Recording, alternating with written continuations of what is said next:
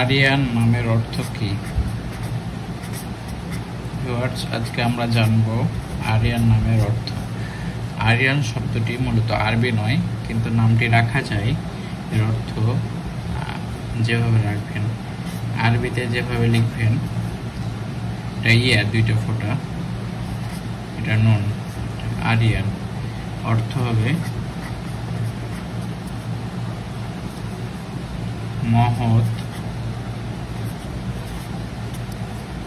বা বীর, সাহসী, বীর এবং যে শুদ্ধ।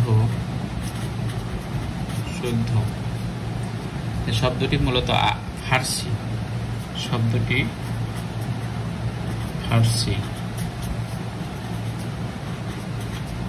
ফার্সি।